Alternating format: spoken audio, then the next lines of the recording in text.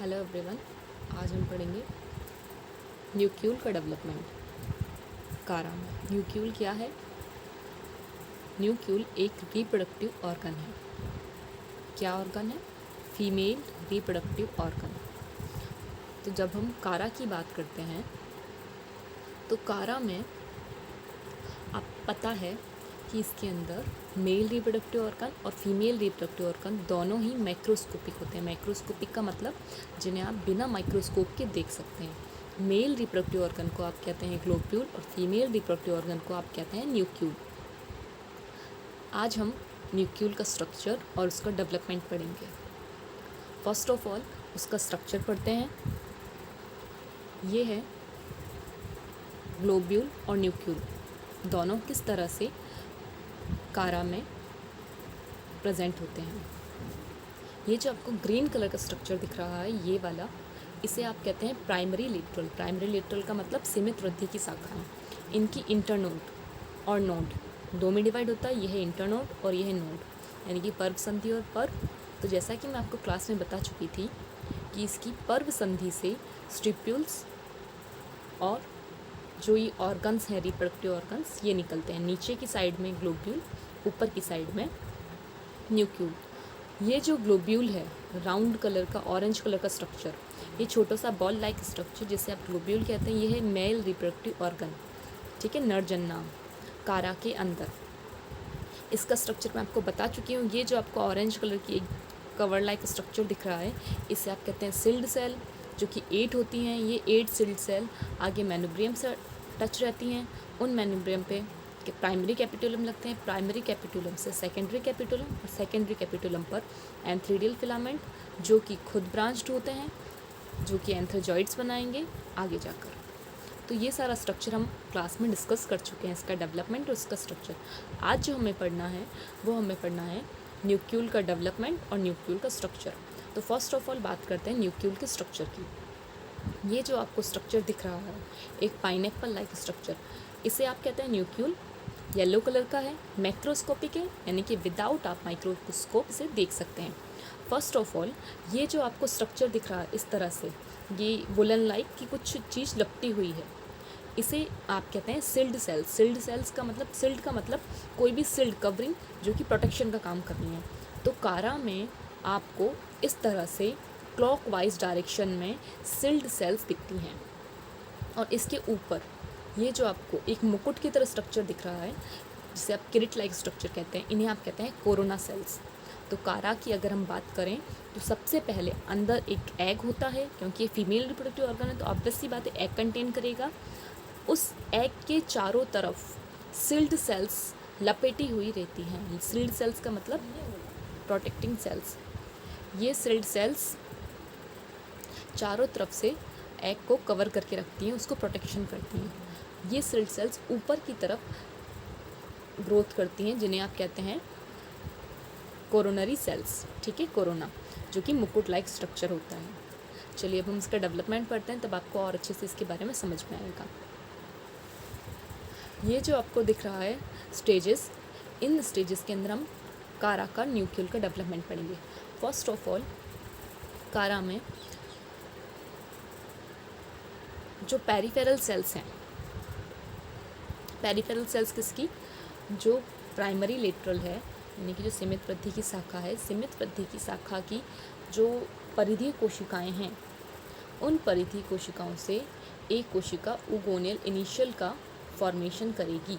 और इस ऊगोनियल इनिशियल में एक ट्रांसवर्स डिवीज़न होगा। ट्रांसवर्स डिवीज़न का मतलब एक अनुप्रस्थ विभाजन होगा, जिससे कि पहले 2 सेल्स बनेगी।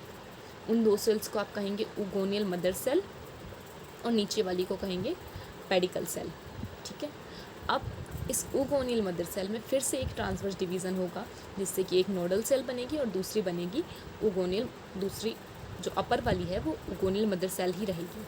दैट मीन क्या हुआ कि ये जो ऊगोनियल इनिशियल है, इसमें 2 ट्रांसवर्स डिवीज़न हुए, जिससे कि ये 3 सेल्ड स्टेज बना। 3 सेल्ड स्टेज में जो सबसे अपर मोस्ट सेल है उसे आपने कहा ऊगोनियल मदर सेल, मिडल वाली को आपने कहा नोडल सेल, और जो सबसे लोअरेस्ट है उसे आपने कहा पेडिकल सेल।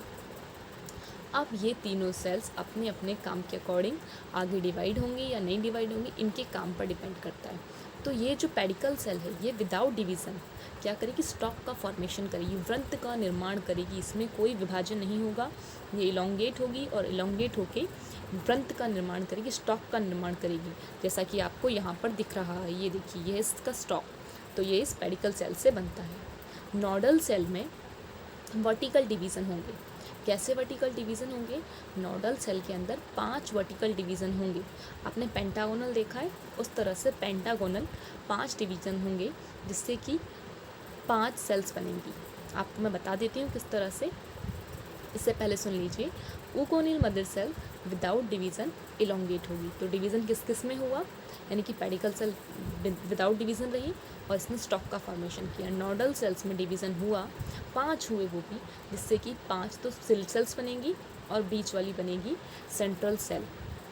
ओके, ये डिवीज़न कैसे होते हैं ये मैं आपको बता देती हूँ। 5 डिवीज़न इस पेडिकल सेल तो विदाउट डिवीज़न थी, लेकिन नोडल सेल में जो डिवीज़न थे वो इस तरह से हो रहे हैं, जिससे कि ये 5 सेल्स 1 2 3 4 और ये 5 सेल्स तो सिल्ड सेल्स बनाएंगी, और जो ये बीच वाली सेल है, ये पूरी बीच वाली सेल को आप कहेंगे central cell. Okay, that mean कि डिवीज़न किसके अंदर हुआ, सिर्फ और सिर्फ नोडल सेल के अंदर। Pedicle cell as it is रही, पेडिकल सेल में कोई डिवीज़न नहीं हुआ, इसने आगे जाके स्टॉक का फॉर्मेशन किया। नोडल सेल में 5 वर्टिकल डिवीज़न हुए, 5 वर्टिकल डिवीज़न हुए, जिससे कि ये आपको 5 सेल्स दिखेंगी इस तरह से पेरिफेरी की तरफ, और बीच में एक सेंट्रल सेल रहेगी। ठीक है, यही 5 जो वर्टिकल डिवाइड होकर जो सेल्स बनी है सिल्ड सेल्स, यही आगे जाकर सिल्ड सेल बनाएंगी और एग को चारों तरफ से कवर करके रखेंगी। इसको हम आगे पढ़ेंगे, तो अभी आपके लिए इतना समझना ज़रूरी है कि इस नोडल सेल के अंदर 5 डिवीज़न हुए हैं वर्टिकल, जिससे कि 5 सिल्ड सेल्स बनी और बीच में एक सेंट्रल सेल बनती है। ओके, चलिए आगे बढ़ते हैं। अब ये जो उगोनियल मदर सेल है, ये उगोनियल मदर सेल में कोई डिवीज़न नहीं होगा। तो जैसा कि मैंने आपको बताया, वो आप यहाँ देख सकते हैं कि ये pedicle cell as it is रही। नोडल सेल में 5 डिवीज़न हुए, जिससे कि बीच में तो सेंट्रल सेल बनी और साइड में चारों तरफ क्या बनेंगी इसकी, सिल्ड सेल, जिसे आप सेट सेल कह सकते हैं। ठीक है, कवर सेट इसका। अब ये जो है यहाँ पर उगोनिया मदर सेल, ये oogonia mother cell as it is रहेगी और एनलार्ज होगी। एनलार्ज का मतलब ये अपनी साइज़ को इंक्रीज़ करेगी, और इंक्रीज़ कर करके ये एक अच्छी साइज़ मतलब लार्ज हो जाएगी, बड़ी हो जाएगी, और बहुत सारा ऑयल और बहुत सारा स्टार्च कंटेन कर लेगी अपने अंदर, क्योंकि एग के अंदर क्या होता है, बहुत सारा फूड होता है, बहुत सारा फूड मटेरियल होता है। तो ये जो उगोनियल मदर सेल है, ये उगोनियल मदर सेल अपने आप को एनलार्ज करेगी, और एनलार्ज करके बहुत सारा फूड मटेरियल, ऑयल और स्टार्च को अपने अंदर कंटेन कर लेगी। ये जो सेट सेल्स हैं, जिन्हें हम सिल्ड सेल कह रहे हैं, ये जो नोडल सेल से डिवाइड होकर जो 5 सिल्ड सेल यानी कि जो प्रोटेक्टिव सेल बनी, जिन्हें आप सेट सेल्स कहते हैं, ये सेट सेल्स भी इंक्रीज़ होंगी साइज़ में। इंक्रीज़ कैसे होंगी, लंबाई में बढ़ेंगी कुछ इस तरह से। ठीक है, और ये लंबाई में बढ़ेंगी जिससे कि, क्योंकि आपने पीछे अभी मैंने आपको बताया था कि जो न्यूक्लियस है उसके पास में सीस सेल और as well as coronary cells, यानी कि उसके ऊपर पास मुकुट भी था और उसको चारों तरफ कवर करे हुए सेट सेल्स भी थी, एक प्रोटेक्टिंग सेल्स की लेयर भी थी। तो वो जो मुकुट और जो जिसे आप कोरोनरी सेल्स कह रहे हैं, और ये जो सेट है, ये किसके थ्रू बन रही हैं, तो ये दोनों सेट इनिशियल जो सेट सेल्स हैं इनके थ्रू बन रही हैं।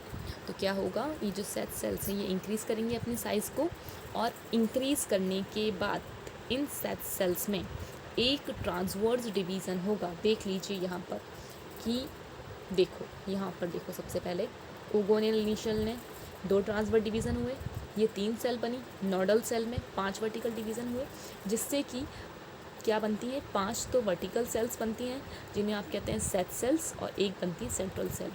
अब ये सेट सेल क्या करती हैं, अपनी साइज़ को लंबाई में इंक्रीज़ करती हैं, और लंबाई में इंक्रीज़ करके क्या करेंगी, एग सेल से भी ऊपर निकल जाएंगी, क्योंकि इन्हें कवर करना है। अब ये जब लंबाई में इंक्रीज़ होती जाती हैं, तब इन सेट सेल के अंदर, ये जो सेट सेल थी, इस सेट सेल के अंदर एक असामान्य विभाजन यानी कि एक अनइक्वल डिवीज़न होगा। अनइक्वल डिवीज़न जिससे कि अपर वाली जो सेल हैं वो स्मॉल सेल्स बनेंगी जिन्हें आप कहेंगे कोरोनरी सेल्स, और जो लोअर वाली सेल है वो लार्ज होंगी यानी कि अपर वाली सेल्स छोटी होंगी जिन्हें आप कहेंगे कोरोना सेल्स, और जो लोअर वाली सेल हैं उन्हें आप कहेंगे ट्यूब सेल, जो कि लंबाई में कोरोना सेल्स के कंपैरिजन में ज़्यादा होंगी। क्यों? क्योंकि ट्यूब सेल्स को क्या करना है, पूरे एग को कवर करके रखना है, और कोरोना सेल्स को एज अ मुकुट की तरह काम करना है। इसके साथ साथ ये यहाँ पे बाहर डिवीज़न चलता रहेगा। इसके साथ साथ जो ये ओगोनियल मदर सेल है, जो ये एग है, ये भी धीरे धीरे करके अपने आप को इंक्रीज़ करेगा लंबाई में, बहुत सारा फूड यानी कि स्टार्च और ऑयल कंटेंट करेगा, और अपने जो अपर वाला एरिया है, सबसे ऊपर वाला एरिया, यहाँ पर क्या होगा, यहाँ पर ये रिसेप्टिव स्पोर्ट ग्राही स्थल जनरेट करता है। जैसा कि मैंने आपको पहले क्लासेस में बताया था, ग्राही स्थल का मतलब जहाँ पर स्टार्च और ऑयल कंटेंट कम होता है, कलरलेस रीजन होता है, जो कि स्पर्मेटिड्स को आकर्षित करने के काम आता है। तो ये जो आपको स्ट्रक्चर दिख रहा है अब आपको समझ में आ चुका होगा। Pedicle cell as it is रही, जो सेंट्रल सेल थी, कैसे बनी थी सेंट्रल सेल, जो नोडल सेल थी उनमें डिवीज़न हुए 5 वर्टिकल, जिससे कि एक सेंट्रल सेल बनी, और 5 वर्टिकली सेल जिनको आपने कहा था सीड सेल्स। इन सीड सेल्स के अंदर एक ट्रांसवर्स डिवीज़न हुआ, जिससे कि ऊपर वाली बन गई कोरोनरी सेल्स और नीचे वाली बन गई ट्यूब सेल्स, ठीक है। और बीच में इन्होंने एग को कवर कर लिया चारों तरफ से। तो जो एंड में इस पूरे का जो स्ट्रक्चर दिखेगा वो आपको इस तरह से दिखाई देगा, जिसमें ये हो गई पेडिकल सेल्स, ये हैं आपकी सीड सेल्स जो कि इंक्रीज़ हो रही थी लंबाई में, और इन्होंने एक अनइक्वल डिवीज़न किया जिससे कि आपको 5 कोरोनरी सेल्स दिखी, और इन्होंने इन सब ने किसको कवर कर रखा है, एग सेल को, जो कि मिडल में है, और इसके नीचे यहाँ पर क्या है, सेंट्रल में सेंट्रल सेल, ठीक है। और यहाँ पर एक रिसेप्टिव स्पोर्ट होगा जिसके पास क्या नहीं होगा, कलरलेस होगा, फूड मटेरियल कम होगा। ये क्या काम करेगा, ये सिर्फ और सिर्फ जो एंथ्रोजॉइड्स हैं उनको आकर्षित करने का काम करता है। जैसा कि हम बाकी एल्गी के अंदर भी पढ़ चुके हैं, ऐसा ही इसके अंदर भी होगा।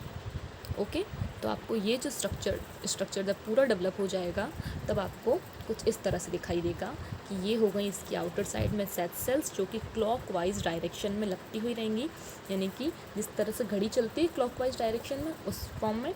और ये है इसकी कोरोनरी सेल्स जो कि किससे बनी है, सीड सेल्स। और कोरोनरी सेल्स किससे बनी है, सीड सेल्स।